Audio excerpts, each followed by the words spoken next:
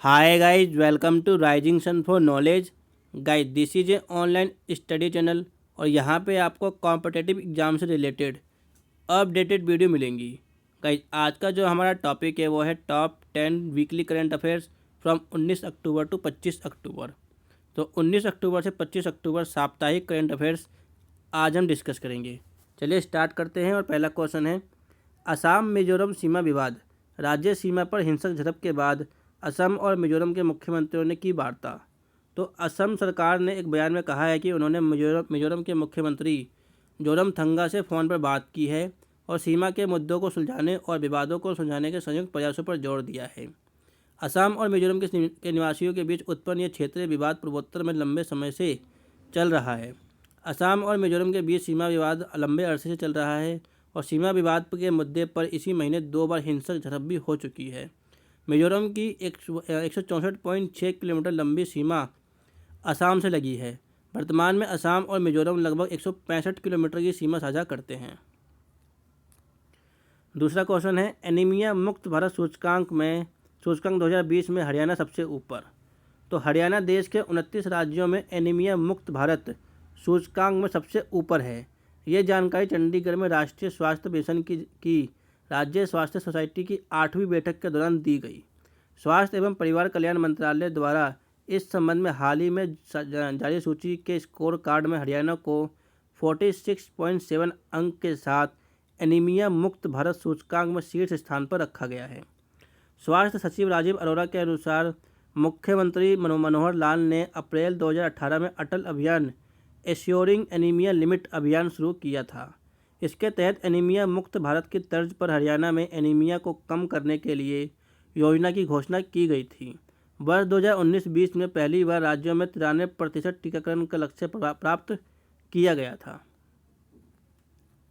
और question number तीसरा है हमारा, केंद्र सरकार का बड़ा फैसला, 30 लाख सरकारी कर्मचारियों को मिलेगा दिवाली बोनस। तो केंद्रीय मंत्री प्रकाश जावड़ेकर ने कैबिनेट के फैसलों की जानकारी देते हुए कहा है कि डायरेक्ट बेनिफिट ट्रांसफ़र के जरिए सीधे कर्मचारियों के खातों में पैसे ट्रांसफ़र किए जाएंगे। उन्होंने बताया कि तुरंत पैसे ट्रांसफ़र करने का आदेश दे दिया गया है। इस निर्णय से 30.67 लाख गैर राजपत्रित सरकारी कर्मचारियों को फ़ायदा होगा। केंद्रीय कैबिनेट के इस निर्णय से सरकार के 30 लाख से अधिक गैर राजपत्रित कर्मचारियों को लाभ पहुंचेगा। वहीं राजकोषीय खजाने पर 3,737 करोड़ रुपये अतिरिक्त भार पड़ेगा।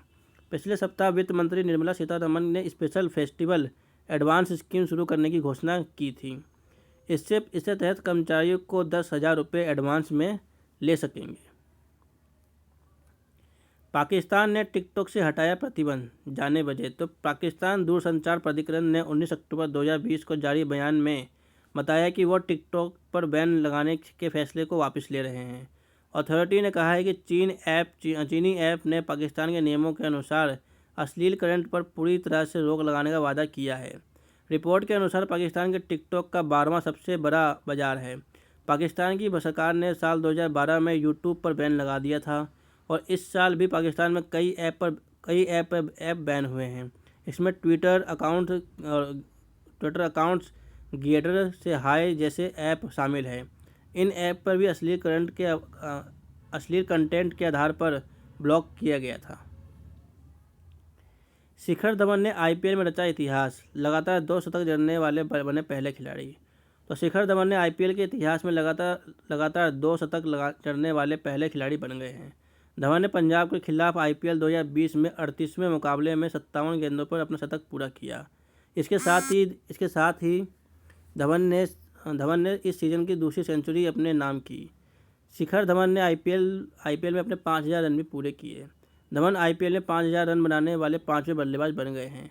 आईपीएल 169 मैच में शिखर धवन के नाम अब 5,044 रन बन गए हैं।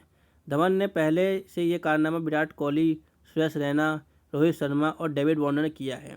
वहीं बाएं हाथ के बल्लेबाज ने लगातार चौथी पारी में 50 से अधिक रन बनाए हैं। आईपीएल में ये कारनामा करने वाले वो 6ठे बल्लेबाज बन गए हैं। पीएम मोदी का राष्ट्र के नाम संबोधन, कहा लॉकडाउन भले ख़त्म हो गया हो लेकिन अभी भी नहीं ख़त्म हुआ है वायरस।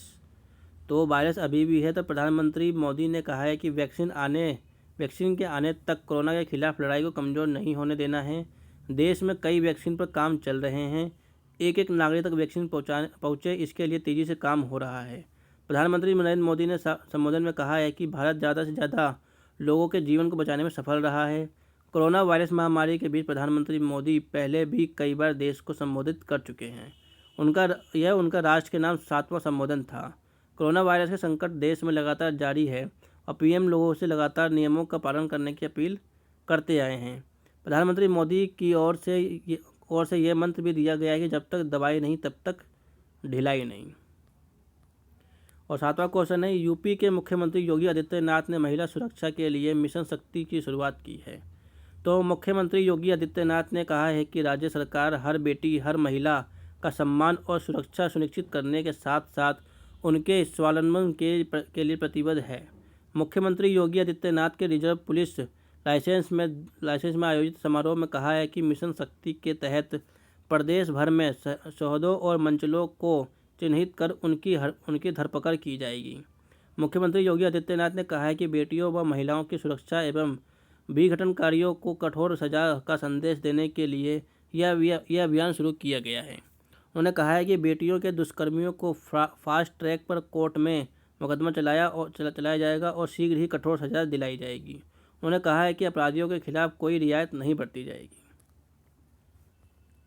और 8वां क्वेश्चन है हमारा, ग्लोबल हंगर इंडेक्स 2020 में भारत को 94वां स्थान प्राप्त हुआ है। यानी पाकिस्तान है किस स्थान पर? तो ग्लोबल हंगर इंडेक्स रिपोर्ट के किसी भी देश को कुपोषित बच्चों के अनुपात 5 साल से कम आयु वाले बच्चों जिनका वजन या लंबाई उम्र के हिसाब से कम है, 5 साल से कम उम्र वाले बच्चों में मृत्यु दर के आधार पर तैयार की जाती है। ग्लोबल हंगर इंडेक्स 2020 में कुल 107 देशों में शामिल किया गया था, जिसमें भारत 94वें पायदान पर है।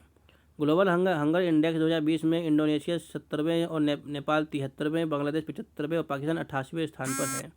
रिपोर्ट के अनुसार भुखमरी के लिहाज से एशिया में भारत की स्थिति अपने कई पड़ोसी देशों से खराब है।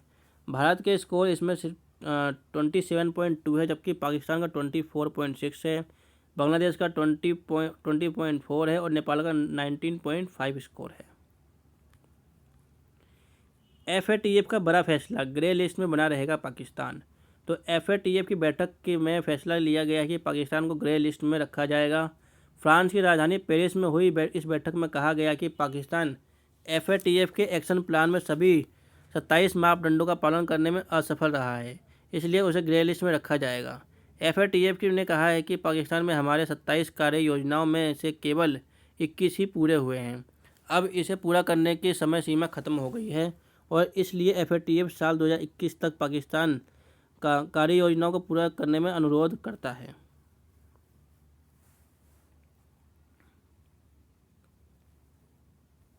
और आज का आखिरी क्वेश्चन है हमारा, केंद्रीय सरकार ने जम्मू कश्मीर पंचायती राज अधिनियम 1989 को लागू करने की मंजूरी दे दी है।